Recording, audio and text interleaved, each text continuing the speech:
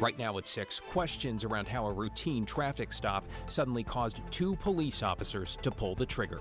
I was walking past the window, and then as soon as I walked past the window, I heard about like 4 or 5 shots. Plus, why an attempt to deal with neglected and nuisance properties ended with mixed results. It's been a garbage dump for at least 3 years now. Then, the latest numbers that show how things in downtown Portland might be picking up. And later, sending current students to the top of the list. It takes the guesswork out. The local university trying to take some of the stress and uncertainty out of applying for grad school.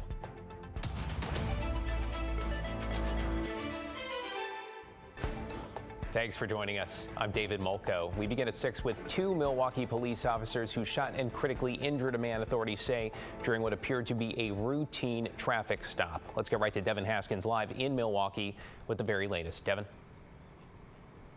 Well, David, the Clackamas County District Attorney's Office now investigating this shooting. They say, as you said, that this started after a traffic stop over a suspended license. Now, 2 officers on paid leave, man in the hospital with critical injuries. An early morning shooting outside the Taco Bell in Milwaukee, just off Highway 224. I got kind of scared at first. Brian Bike was working inside the Sherry's restaurant across the parking lot.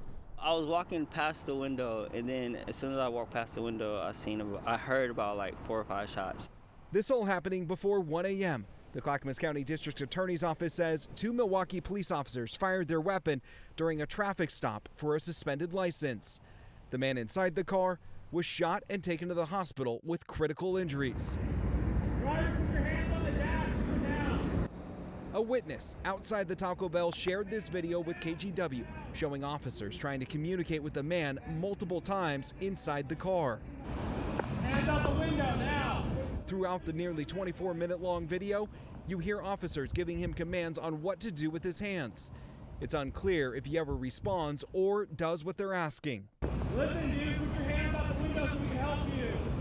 We don't know when in the sequence of events this video takes place. You also hear officers warn him about force being used. And you can hear and see some sort of projectile being fired at the car.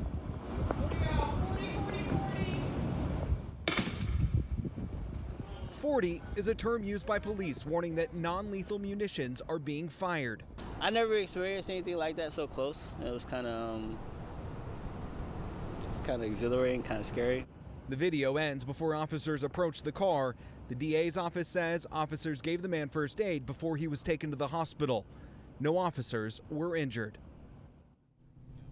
So a couple things we're still waiting to find out, like the names of the officers that are now on paid leave, as well as the man who was injured and is now in the hospital. David? Devin Haskins in Milwaukee this evening. Thanks, Devin.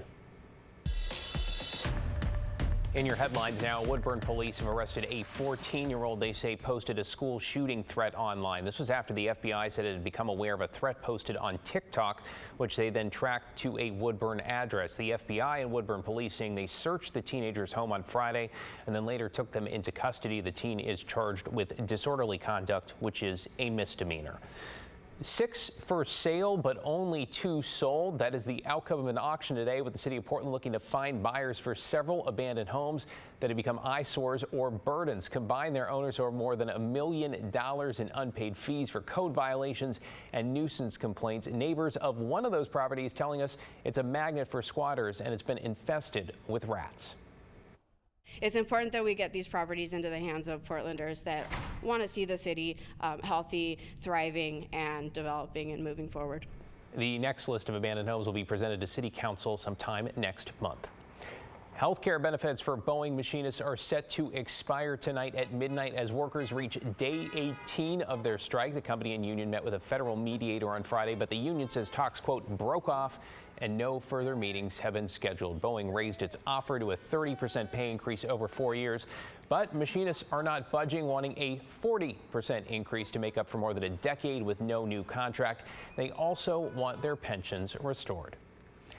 Starting tomorrow, Multnomah Falls could be a little harder to reach with major repair work on the historic Columbia River Highway. Eastbound traffic is going to be turned around before the falls, while cars headed west will be able to reach the lodge, but then go no farther. This will not impact I-84, the falls parking lot at exit 31. The closure there is set to last all the way until Memorial Day. And we've got some more good news for downtown Portland, where this summer weekend foot traffic hit its highest level since the start of the pandemic. It's up 9% on average compared to 2023. That's according to data from the Portland Metro Chamber. And during June, July, and August, downtown saw 2.4 million visits each month. Travel Portland also previously told us Central City hotels saw their highest August occupancy rates since 2019. Matt? All right, David, thank you very much. What a beautiful day here around the Northwest with sunshine. You're looking down at our newest sky cam up the Oregon Zoo, down at the mountain goat enclosure. They're hiding at the moment. 68 degrees there at 600 feet up in the West Hills. Meanwhile, out of the Reserve Golf Course, what a day on the links, man. Just beautiful. Some scattered high clouds. A little bit warmer at 73 there. Low humidity at 28%. Out in the gorge, scattered clouds. That's all we saw today were these scattered high clouds. 70 degrees. 18% on the humidity, and there's a little bit of an east wind. It's not super strong, but it's there, and it's enough to keep the morning clouds away. There was some patchy ground fog around this morning. That didn't last long, and after a cool start, it was a warm finish. Even at the beach, we made the 70s down to 66 at Cannon Beach right now. So we've got a dry, warm Tuesday on the way to start the month of October. It'll be the warmest day of the week. Friday night, we'll catch a few showers. But that's about it for rain for the first week of October. We'll take a look at that weekend in more detail, David, in a bit. Back to you. Yeah, feeling grateful for another gorgeous day. Thank you, Matt.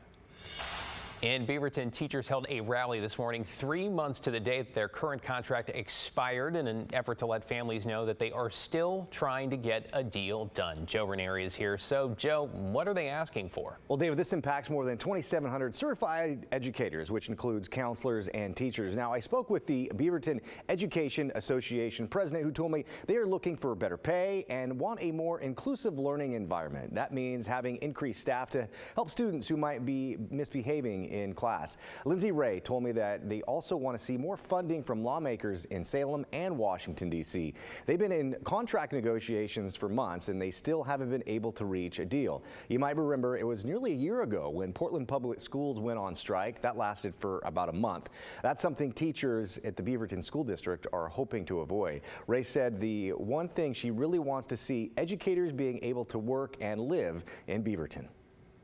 We just want to make sure that our educators who work here can afford to live in Beaverton. We have a lot of our educators, especially those on lower steps, who struggle to make ends meet, struggle to support their families. I did reach out to the Beaverton School District, but haven't heard back just yet. Now, Lindsay Ray, who you just heard from with the Beaverton Education Association, told me they have a joint bargaining session scheduled for next week. David, back to you. Thank you, Joe. Appreciate the update there. Well, in the aftermath of Hurricane Helene, more than 130 people are now confirmed dead, about a third of those in North Carolina, which has been hit devastatingly hard by flooding. Much of the western part of the state has been cut off with roads washed out and power and cell service spotty. Rescue workers are still searching for survivors, as many as 600 people still unaccounted for. Our Helene Stevens spoke with a volunteer from the Northwest now on the ground in Georgia to help with the recovery. They went through some terror, you know. It's really hard for everyone, for all the people from here, yeah. Juan Rosas left Oregon Friday night to go to Georgia as a Red Cross volunteer, all to help victims of Hurricane Helene.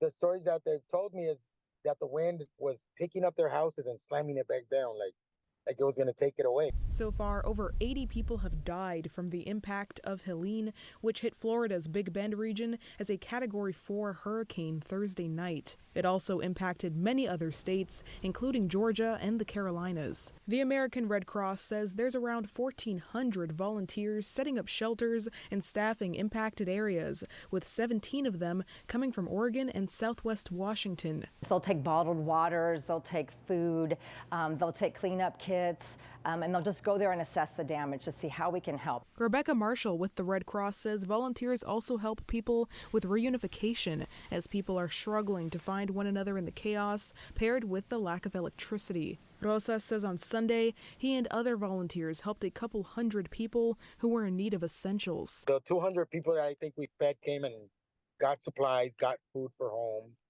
And mind you, they don't have no power, they don't have no water. So we've been trying to give them whatever, comes in, we give to the people that are here. Another thing that Marshall says is needed now is blood. We know that there's blood drives that are being canceled all over those 5 states. 1,500 units of blood have not been collected in the past 2 or 3 days just because of the storm. So that's blood that's needed. Helene Stevens, KGW News.